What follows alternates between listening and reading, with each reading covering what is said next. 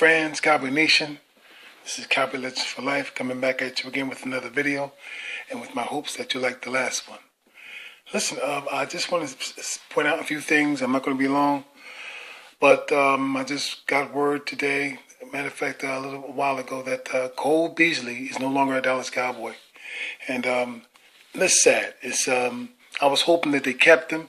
I believed at this point in time that they should have kept him because, you know, whatever transpired between him and the owner and Garrett and whoever, that's should have been the water under the bridge, because many things were said between other players as well, and it was been nixed over. Okay, but that's the point. The matter is that Cole Beasley felt slighted, and now his pay reflected that. So now he's made amends with that with another team. I guess he went to Buffalo, the Bills. So look, I'm going to miss him because, man, he made a difference on that field for the Dallas Cowboys. He also made a difference for Dak Prescott because his season was revived when Dak Prescott got there. People don't realize that, but that's the truth. And as a matter of fact, before Dak got there, he was on the verge of. Matter of fact, he did retire. He was talked out of retirement after Dak Prescott came there. So he came back, and then it actually revived his career. So now he's getting paid, and I'm happy for him. So I'm not going to be upset that he's no longer a Cowboy. I'm going to be happy for him because, you know, he could have been just what he made some years ago, back in 2015 and 16, or 16 after the 2015 season. You know, that was a horrid year. A horrid year, because in 2015 proved beyond a shadow of a doubt that Scott Linehan was no coordinator of any kind, because he couldn't put anything together after Tony Romo went down. Tony Romo created a lot of that offense's movement because he had to do a lot of how you may say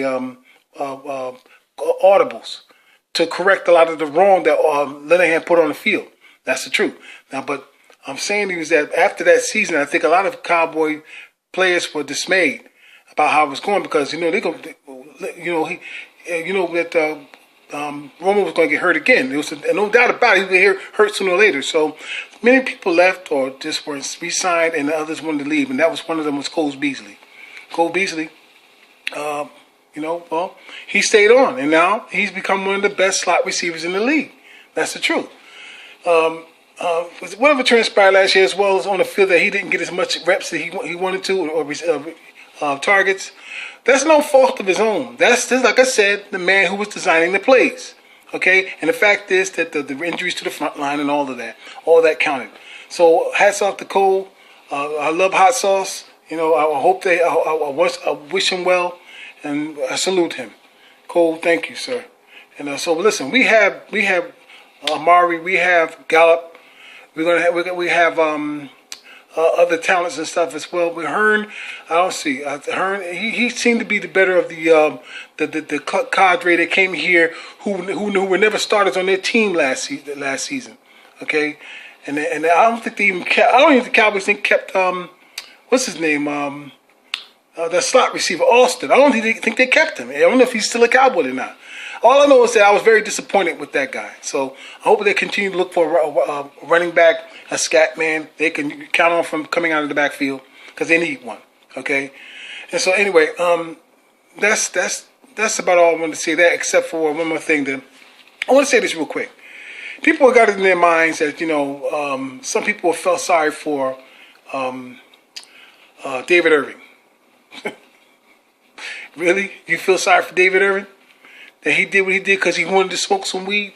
You know, people just misunderstand weed smokers. Is that what it is? Listen, I don't smoke weed. I never smoked weed in my life. I have my brothers and my cousins and friends all grew up smoking that shit from the time of the teenage days. I've never touched it. Because you know why? What the fuck would it do for me? And that's why, and that's the point. Because I knew early on then, and back in the time when I was young, that that it was. They made an excuse that if you smoke it, it helps prevent cancer. Okay, that's bullshit.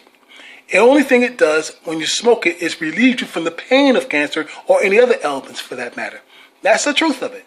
Okay, but the only time weed or marijuana has become a tool against cancer is when you extract it, not smoke it. But the point I'm trying to make here is this.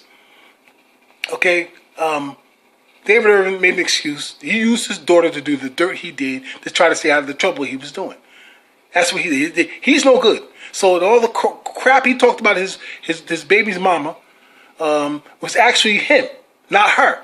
Okay, so he used his daughter. And the point made here is that, listen, I don't give a hell if you smoke weed. That's not my problem. That's not an issue. I don't mind people smoking. I'd rather you do that than any other targeted drug like cocaine or heroin and all those other stuff, crazy shit. Okay, LSD or whatever. Okay, weed is a natural substance, but you know what? Guess what? Poppy is a natural substance too. They form it into cocaine and heroin and all that stuff. Okay, so the thing is this: is that if I had a company, okay. And if I had hired people to work in my company, and, you know, and the rules I made is that you have to wear a suit and tie or casual dress and everything for the ladies when you come into work. You can't be coming in the jeans and sneakers and shit and with your pants hanging off your ass.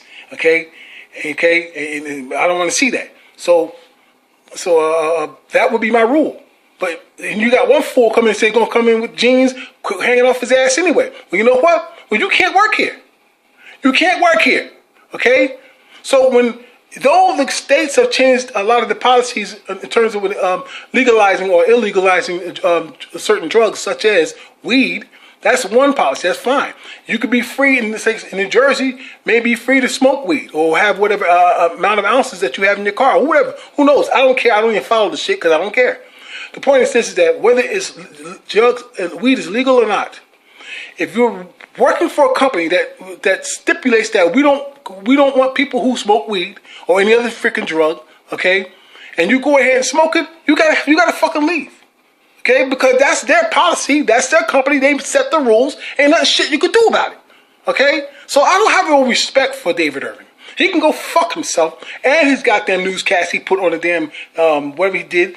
He's a loser, okay. What he did was what losers do. Okay, so let him be a loser. Okay, now I feel bad for Gregory. So we don't know the full story about what's going on. I'm hoping there'll be better news about what his situation is. But if not, then he should have known better too. That's it for people. If the boss and the company you work for told you can't come in freaking Jordans, you have to come in with some Stacey Adams. And I'm going for old fashioned on you, really. Okay, because I'm an old head. But if you go some Stacey Adams, okay, and you come in with some Jordans, your ass should be suspended for a day. You come back again and do it again, I'd fire you. Because that's my fucking rules. Period. You want to work for me? You follow the fucking rules I set. That's all to it. With that, I say you guys take care. Next time I make a video, I'll try to get one sooner and be good, okay? Go Cowboys.